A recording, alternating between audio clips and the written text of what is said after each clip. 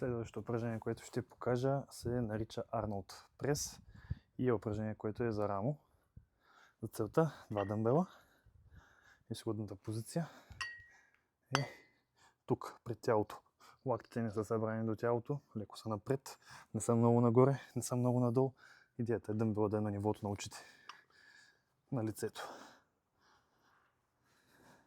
От тук разделичаваме леко дъмбелите и ги прибираме към нас, завъртаме и вдигаме.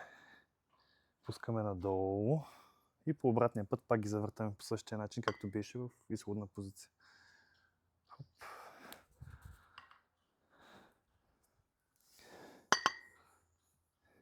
Хоп. Ето го.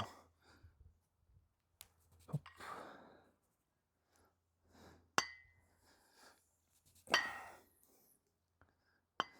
С завъртане.